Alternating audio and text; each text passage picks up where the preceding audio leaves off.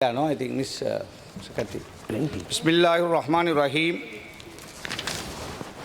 Honorable Chair, we are living in today's world in an era of dilemma, an era of unspeakable horrors, an era where extremism has rendered us all hostage. This is an era of extreme confusion.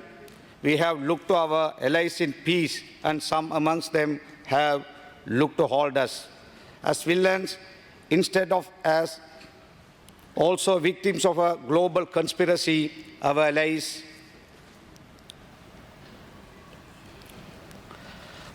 in peace have forgotten that we stood with them even in the face of adversity. Honorable Chair, I wish to table this book. This is Dr. Lona Devaraja, first published in 1994, The Muslims of Sri Lanka, 1,000 Years of Ethnic Harmony. This book outlines over 1,000 years of peaceful coexistence. Our ancestors came in here as traders.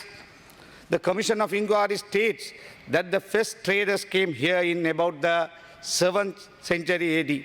And this book establishes the mutually beneficial relationship the Muslims shared with the Sinhalese community of Sri Lanka, which laid the foundation for racial and religious amity. The Muslim traders brought enormous assets, and the Sinhala monarchs of the time offered protection and permitted them to settle. We have remained in amity and so to make our investment here in Sri Lanka. This is our motherland. Our assets and finances remain in Sri Lanka. We did not plunder this country like the Dutch, Portuguese and British. The Sinhalese, Tamils and Christians are our brothers in our quest to serve our Mother Lanka, and nobody can or should take that right from us. When the Muslims were demanded to support the LTTE or be evicted from the north, we the Muslims of Sri Lanka chose to lose our homes and our belongings to be loyal to our motherland. We gave up our assets and our livelihood to live as refugees. I was also one of those evicted by the LTTE. We earned the wrath of the LTTE because we chose to love our motherland over our own life. We have lived with you, among you, as one of you. We have loved each other, protected each other, shared in the spoils of war, and celebrated our victory over separatism. We Muslims never asked to be regarded separately. We only asked to be given the right to live as Sri Lankans, as Muslims. I must admit there were extremist elements who exploited the name of Islam and caused turmoil. The terrorists behind the East attacks are not Muslims. They are terrorists that hijack the name of Islam for their own sinister agendas. I am not here to defend them. I cannot and will not defend or support any terrorist, even if my life was on the line. I am here to tell you that we, the Muslim community, will stand with you today and forever against any and all forms of terrorism and violent extremism. Today is the 5th day of the debate on the Commission of Inquiry report on the East attack. The Parliamentary Select Committee, appointed by the then Speaker, and the Commission of Inquiry, appointed by then President, have both exonerated me from all of crass allegation, falsely linking me with those terrorists. Ever since the East attacks, Honorable Vimal Veeravansa has been making controversial statements at my expense. He says that I was in contact with Zahran even when there is no evidence, because I or my brother had never known or met Zahran in our lives. He made this statement in a program named Islam Antavadaya Pasku Commission Obbata on this year, February. His entire speech during the program provoked both the Muslim and Sinhala youths. He incited racism and religious bigotry. I asked the CID to inquire on this program. I have formally submitted a complaint, but nothing has happened. The Commission does not mention anything as such. This is what has to be stopped. On page 331 of this report, the Commission report is quoted. Reciprocal radicalization is the cycle of radicalization which promotes each other's radicalized ideologies. I would say that if the government can keep their own representatives like Vimal Veeravansa in check and prevent them from inciting racism, the de-radicalization program will be half complete. He even made allegation against a renowned government entity claiming that Satosa vehicles have been used to transport Zaharan, which is now proven to be just words to mislead the public for his political motives. I am challenging you as a minister in the current government to prove those allegations with facts and figures what you said.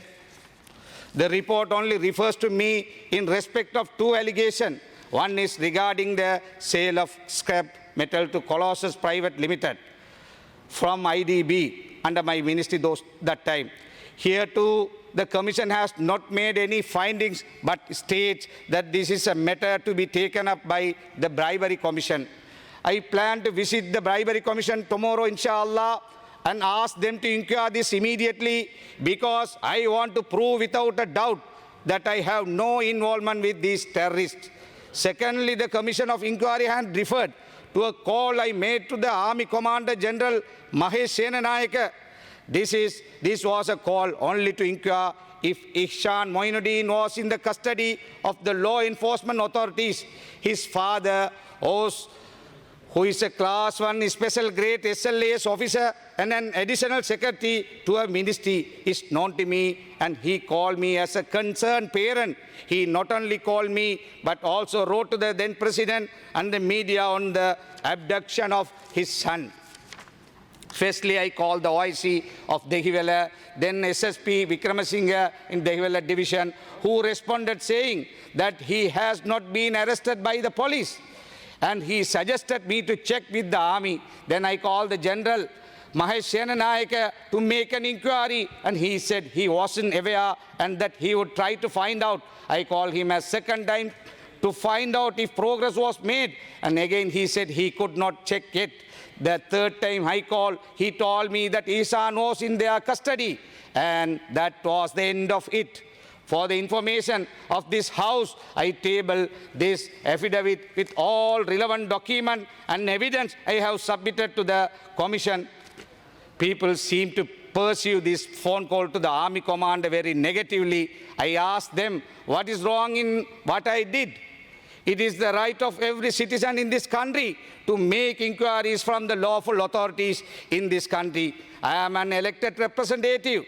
I am a representative of the people, and it is my obligation to make inquiries in these times on behalf of them. The Commission report on page 395 also makes reference to a call made by Minister Honorable Dayasiri Jayasegara. Dayasiri Jayasegara, Minister, intervened on behalf of 6 people who were arrested by the Bingiriya police and brought to the Hettipola police station. He even got permission from the DIG Kurunegala to have them released on police bail and transported them in his vehicle. Those were people arrested for torching and destroying Muslim-owned shops and Muslim places of worship. They attacked innocent Muslims. This is a Commission report, but no action had been recommended by the Commission against him. Why? I wish to clearly mention that such people are also extremists. But what did I do? I made legitimate inquiries of the whereabouts of a missing person whose father was serving the state in a higher position. Over 2,000 Muslims were arrested over the Easter Sunday attacks. This was the only person in regard to whom I made inquiries. Why? It was because he was kidnapped. That is a legitimate right that any citizen is entitled to exercise. The fake news media say I was trying to influence the Army Commander. I am tabling here the video clip and other evidence of the testimony of the General Mahesh Senanayake, where he admits that I never influenced. That is a preposterous allegation. Have some humanity. I ask the parents who are listening, how would you feel if your child was kidnapped? imaging the plight of the father of this child? Would you not have acted in the same manner? I just made an inquiry and the media went into a frenzy. But here we have, in the case of Honorable Dayasiri Jayasekara, an elected representative against whom I have nothing personal, not just making an inquiry, but intervening on behalf of criminals in non-bailable offences, securing sureties and securing their release. From this, we can learn that justice was not meted out evenly. I wish to ask all concerned parties, why was greater weight placed on my call to the army commander over and above the action of Dayasiri Jayasekara? Is it because I am a Muslim? If so, is it not discrimination? The report also identifies that several local government members were instigating violence. The report points out that the police did nothing to stop these mobs. Apparently, they did not have strength. These attacks were anticipated. Curfew was in motion. It is the duty of law enforcement authorities to enforce the law. They were aware of the situation and did not reinforce security in the areas. They allowed the mobs to create unrest at will. This was willfully executed against a religious minority in this country. However, not enough action has been taken till now. If my call to the army commander had received such prominence, why are such strong matters just limited to a few paragraphs in the report? I must ask. The report reveals several incidents of violence post-Easter. There were 78 incidents in Minuangoda, 37 incidents in Kuliyapitiya, 200 incidents in Hattipola, 9 incidents in Chilo, 47 incidents in Koswatha, 67 incidents in Nikavaratiya, 55 incidents in Negambu, and many more incidents against the Muslims. If you look at the involvement of some of these local government members and the non-involvement of law enforcement authorities, it definitely seemed like state-sponsored oppression against minorities. Fawzul Amir, Muhammad Salih of Kotramula, poor man, lost his life in front of these criminals, in front of these criminals to these extremists, in front of them, their children.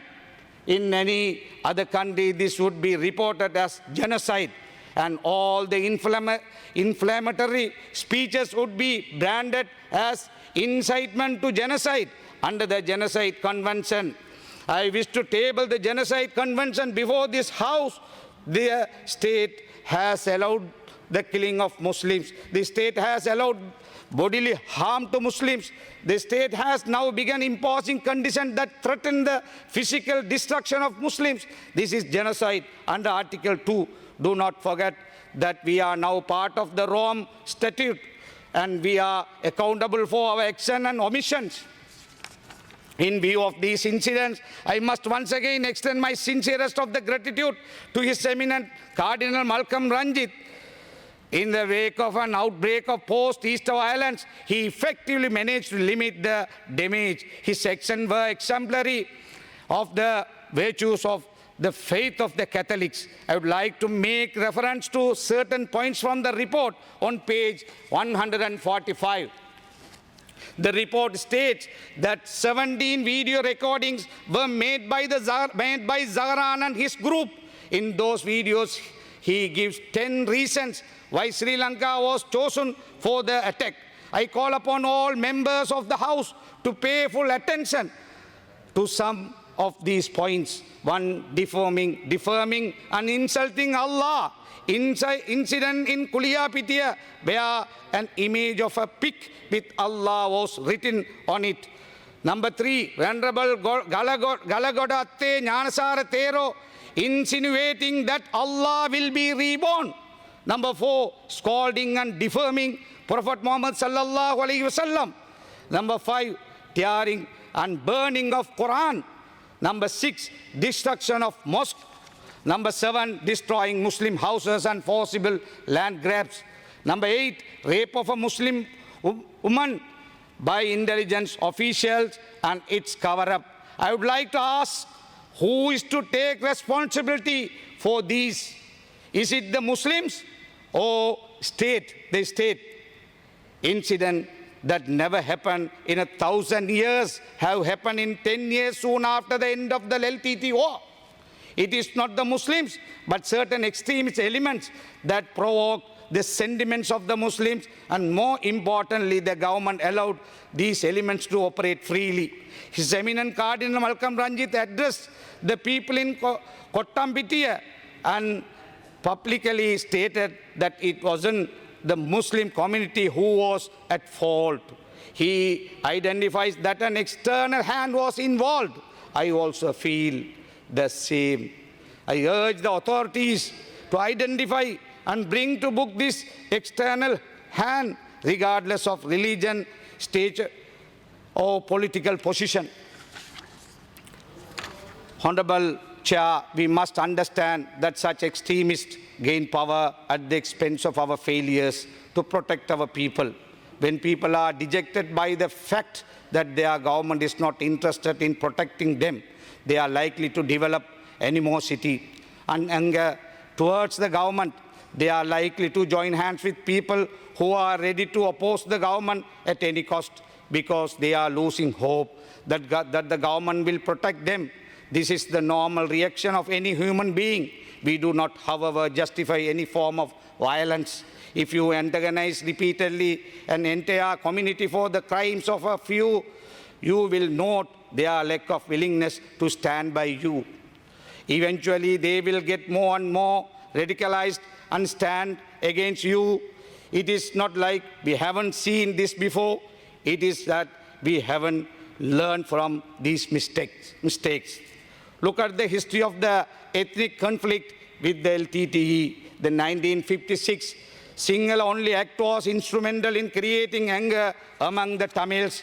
Further actions, including burning of the Jaffna library, triggered their emotion, and then war had become inevitable. The controversial Prevention of Terrorism Act was used more often ruthlessly. It was brought as a temporary act. The then government thought that armed with the PTA, they could finish off opposition in 2 years. But what happened? The abuse of the PTA and uprise tactics dragged the war for 30 years. But the problems that led to the war still remain unresolved. The UNHRC has demanded the repeal of the PTA. The government should not repeat the same mistakes now against the Muslims. Thereafter, you will anger the Muslim countries that stood with us in our adversities. If we had learned from these mistakes, we would not have permitted the extremist actions against innocent Muslims. We can still be hopeful. The Muslims are peace-loving people. Long before the attacks, Muslims owned the government. In the aftermath of the East attacks, the Muslims helped the armed forces track down the terrorists and neutralize them. The Muslims are on the side of the nation. Do not push us away. Don't push us away. Don't compel us to give up our religion. The vast majority of Sri Lankans chose to side with the state because it is our faith that has taught us to side with the nation. It is our faith that taught us that Zahran and his group were wrong. It is our faith that taught us to expose his group of extremists. A very good example was the incident which took place in Saindamadu on 26th April. Following the East attacks, where a Muslim family gave information to the security forces on the whereabouts of Zahran's family, his family. We Muslims consider Zahran not as a Muslim. They are terrorists. They have tried to force your hand. They want you to make mistakes. The commission report in page 94 confirms that Zahran wanted to build tensions between the Muslims and Sinhalese of this country. Therefore, it is imperative that you act wisely. Don't play to his tunes. Don't compromise national harmony. In the name of national security, do not take actions that would jeopardize that very national security. The process of state sponsors discrimination has already commenced. For example, a notice signed under the hand of Deputy Honourable Director of Member, Customs. you have another They- 2 more minutes. Please give me, I think till 4:30 I can. Give me. The Customs dated 5th, Deputy Director of Customs dated 5th of March 2021 states that any Islamic religious books brought into the country should only be released upon the approval of the Ministry of Defence. There is also a word from the Minister of Law and Order that madrasas are to be banned. As a member of the Muslim community, I am offended, and so are my people. These are acts of discrimination and particularly a violation of the right of Muslims to manifest their religion. Minister of Law and Order also informs that there will be a burqa ban. People are mandated to wear masks all over the country and all over the world. You cannot make a description under any act to ban the burqa and niqab unless you also ban the medical mask, the motorcycle helmet, sunglasses, spectacles, bandages, and so many other pieces of garments. I wish to ask the minister, how do you constitutionally make such a law? How do you make a law with such effect without making it racist and Islamophobic? We as minorities of this country are all entitled to our constitutional right to practice and manifest our religion freely in this country. Any legislation or administrative action targeting one particular community is a violation of our constitution. It is also in violation of every non-core convention and treaty ratified by Sri Lanka. No monitoring body of any of these treaties, let alone the UNHRC, is going to spare our country for acting so arbitrarily against the Muslim community. This is extremism in another form. This is oppression. We, the peace-loving people of this country, will not stand for extremism and will most definitely not stand for discrimination, even if it is endorsed by the state. The Commission report will hold good testimony that other groups have engaged in extremist activity. The activities of Venerable Kalagodawatte Nyanasara has been highlighted for term he coined Abasaranai, and the report calls for the proscription of the Bodubala Sena. Further, in page 332 of this Commission report, that the AG considers instituting criminal proceedings against him under the ICCPR Act for his speeches made during the Maharagama and Alutgama incident. They have also highlighted organizations such as Sinhala Ravaya, Maheusan Balakaya, Sinhala Jatika Balamuluva, Sinhala Jatika Sambidhanaya, and the Siva Sena movement. It is not me who is pursuing their extremist nature, but the Commission report serves as my evidence. The actions of these extremists began in 2011, and owing to impunity, the extremism grew. If not for the impunity of these extremist thugs, the Easter attacks would have been unlikely to have happened. Where do you believe their extremist nature comes from? Over and above the Commission report, there is plenty of videographic evidence of their extremism. What measures do you propose to quell the extremism in these factions? At least will you de-radicalize them first? Dear Chair, I draw your attention to the arrest of Muslims who have been very vocal against the acts of Zahran. It has been about 22 days since Azad Sali was arrested. I must remind you that it was he who publicly stated in 2017 that Zahran was a dangerous criminal who needs to be arrested. Yet the government has arrested him under the Prevention of Terrorism Act for alleged connection to the Easter attacks. How is this fair? You are holding him without a charge only because he spoke on behalf of the Muslim community. This is political victimization. Another distinguished personality who has actively contributed efforts towards the upkeep of human rights, Hijaz Hizbullah attorney at law, has also been arrested under the PTA. Ahnab Jazim from Pandaravali Mannar was arrested for a poem he wrote against the ISIS.